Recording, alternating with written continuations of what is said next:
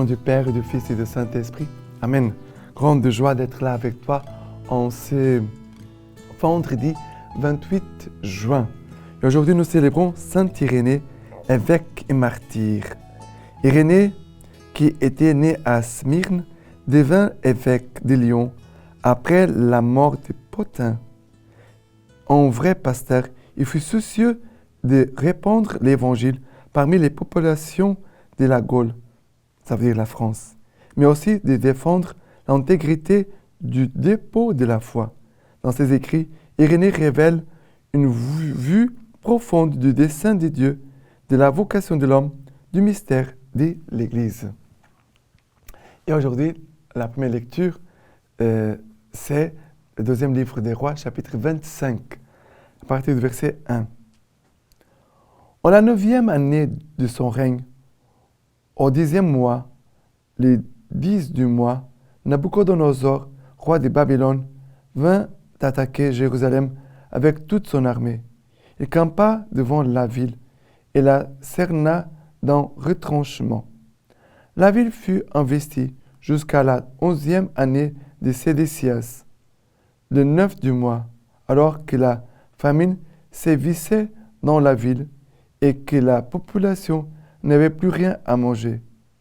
Une brèche fut faite au rempart de la ville. Alors tous les hommes de guerre s'échappèrent de nuit par la porte entre les deux murs, qui est près du jardin du roi. Les Chaldéens cernaient la ville, et ils prirent le chemin de l'Araba.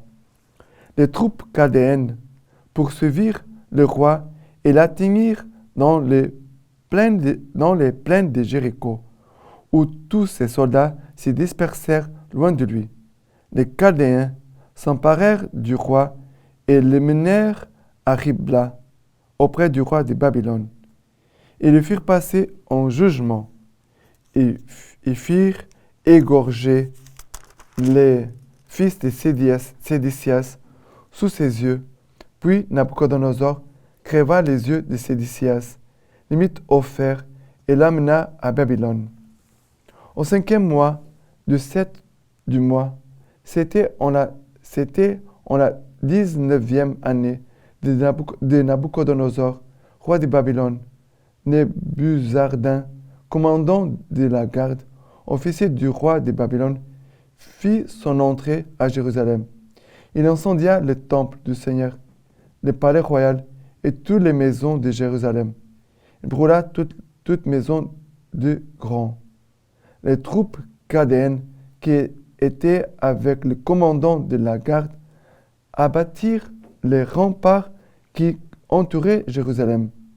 Nabuzaradan, commandant de la garde, déporta le reste de la population laissée dans la ville.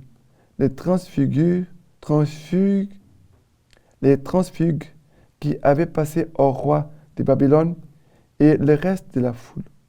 Du petit peuple du pays, le commandant de la garde laissa une partie comme vigneron et comme laboureur. Ça veut dire, presque tout le monde est parti. Nous avons vu l'autre jour que le roi Nabuchodonosor avait laissé la population la plus pauvre qui ne servait à rien. Et maintenant, il amène tout le peuple, laissant seulement une partie comme vigneron et comme laboureur. Pourquoi? Parce qu'il avait des champs. Alors, le roi laisse ces personnes-là pour cultiver les champs et les vignes, pour qu'après ils puissent revenir pour chercher les fruits. Même ceux qui restent sont esclaves du roi Nabuchodonosor. Ils restent là pour travailler pour le roi Nabuchodonosor. Mais qu'est-ce qui se passe ici de plus grave? C'est que les troupes chaldéennes, il incendia le temple du Seigneur, le palais royal et toutes les maisons de Jérusalem. Il brûla toute maison de grands. Voilà. Mais ici, il nous a dit que le temple a été détruit. Le temple, qui était la chose la plus importante pour le peuple d'Israël, ils ont perdu. Mais ils vont perdre pourquoi? Parce qu'en effet, ils avaient déjà mis Dieu de côté. Le temple était là comme une décoration. Mais en fait, ils ne pratiquaient plus. Qu'est-ce qu'on voit dans notre monde aujourd'hui? Nous voyons beaucoup d'endroits où la foi n'est pas valorisée. Le gouverneur, les gens puissants, et même au niveau des gens qui ont beaucoup d'influence dans notre monde, dans notre pays, dans nos pays, et commencent à combattre la foi, à montrer que la foi, c'est quelque chose de négatif, Dieu, c'est quelque chose de négatif. Alors, les chrétiens commencent à se sentir comme des gens un peu bizarres. Ils sont des étranges. Ils sont des gens qui n'ont pas de valeur, sont comme s'ils étaient un peu bêtes. Avoir la foi, c'est pour des gens qui sont bêtes. Alors que c'est le contraire. La foi, c'est une attitude d'intelligence. Parce que nous croyons avec notre intelligence. Les Écritures nous ouvrent notre intelligence. L'amour de Dieu élargit notre cœur, nous donne une capacité d'aimer plus grand que les païens. Là, voilà l'attitude de foi, mais nous voyons aussi que dans notre monde, dans son général, la foi est méprisée. Les chrétiens sont méprisés, sont mis en ridicule. On les voit comme des gens ridicules. C'est la persécution que nous vivons aujourd'hui par rapport à notre foi. Et malheureusement, on voit beaucoup d'endroits où même les églises sont détruites, les églises sont vendues, et qui deviennent comme des bars, des shopping, voilà, des magasins, des boutiques, des choses comme ça. Malheureusement, il y a beaucoup cela dans notre monde. La parole de Dieu, que nous voyons ici, elle n'est pas loin de notre réalité de nos jours. Maintenant, le psaume d'aujourd'hui, c'est le psaume 137, partie du verset 1. Au bord des fleuves de Babylone, nous étions assis et nous pleurions. Nous souvenons de Sion, au peuplier d'alentour. Nous avions pendu nos harpes. Et c'est là qui nous demandèrent nos geôliers des cantiques, nous ravissèrent de la joie. Chantez-nous, disait-il, un cantique de Sion. Comment chanterions-nous un cantique du Seigneur sur une terre étrangère? Si je t'oublie, Jérusalem, que ma droite se dessèche, que ma langue s'attache à mon palais, si je perds ton souvenir, si je ne mets Jérusalem au plus haut de ma joie. Voilà, on pourrait dire, Seigneur, que nous, les chrétiens aujourd'hui, que notre langue s'attache à mon palais, si je perds ton souvenir, si je ne mets Jérusalem au plus haut de notre joie. Au plus haut de notre joie. Que vraiment, nous puissions être ce peuple qui n'oublie pas le Seigneur. Notre évangélisation aujourd'hui, c'est pour réveiller la foi, ranimer la foi des personnes qui puissent se sentir réconfortées, animées, soutenues par le Seigneur, car il est là avec nous. Et que nous puissions témoigner du Seigneur aujourd'hui pour encourager tous ceux qui sont dans l'épreuve, ceux qui sont persécutés à cause de la foi. Et la lecture de l'évangile d'aujourd'hui, c'est Matthieu chapitre 8, à partir du verset 1. Quand il fut descendu de la montagne, des foules nombreuses se mirent à le suivre.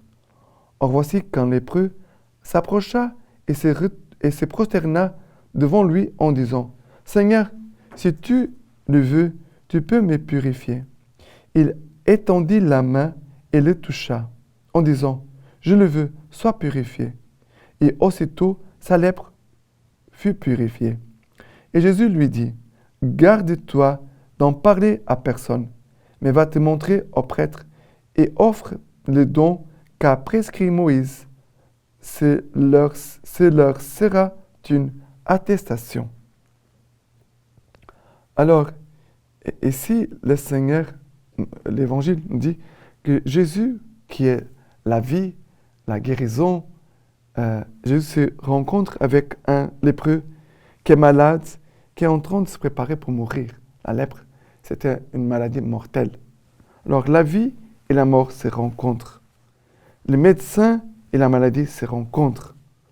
Le Dieu saint se rencontre avec un pécheur. C'est une rencontre qui va changer la vie de ces lépreux. Aujourd'hui, le Seigneur vient aussi nous rencontrer, chacun de nous, en ce que nous vivons, en ce que nous sommes. Le Seigneur vient nous rencontrer. Que le Seigneur puisse nous purifier, car nous avons tous besoin de purification. Nous avons tous besoin de purification.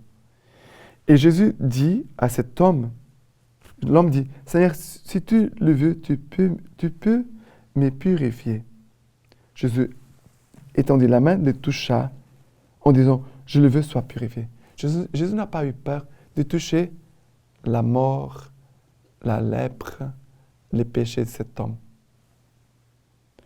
Je le veux, sois purifié. Et il a été guéri tout de suite, aussitôt. Et Jésus va dire, va te montrer au prêtre. Ça veut dire que ici, se soumettre au prêtre, c'est entrer dans une attitude d'obéissance, parce que la personne qui était guérie devait offrir un sacrifice. C'est l'attitude de gratitude, de reconnaissance. Tu as reçu une grâce, tu vas manifester ta gratitude, ta reconnaissance. Voilà. Le sacrifice, c'est pour dire merci à Dieu par la grâce reçue. Et après aussi, les témoignages. Tu dois témoigner des bienfaits que le Seigneur t'a donné. Attitude de gratitude, l'attitude de reconnaissance, de dire merci, de faire un sacrifice pour, dire au Seigneur son amour et aussi à témoigner des bienfaits du Seigneur dans notre vie. C'est cela que le Seigneur nous attend aussi, que le Seigneur attend de chacun de nous aujourd'hui. La lecture patristique d'aujourd'hui c'est Saint Irénée. La splendeur de Dieu est vivifiante. Ceux qui voient Dieu reçoivent la vie. C'est pourquoi, lui, en le sable, l'incompréhensible, l'invisible, se donne aux hommes visibles, compréhensibles et saisissables, pour vivifier ceux qui le reçoivent et ceux qui le voient. La puissance et la grandeur de celui qui opère tout en nous est invisible et inexprimable pour tous ceux qui ont été faits par lui. Toutefois, il ne leur est pas inconnu. Tous apprennent de son Verbe qu'il n'y a qu'un seul Dieu, Père, qui contient tout et donne l'être à toutes choses. Ainsi qu'il est écrit dans l'Évangile, « Nul n'a jamais vu Dieu. Le Fils unique, qui est dans le sein du Père, lui l'a révélé. » Maintenant, je vous laisse la bénédiction par les mains toutes pures de la Vierge Marie. Dieu Tout-Puissant vous bénisse et vous garde, le Père, le Fils et le Saint-Esprit. Amen.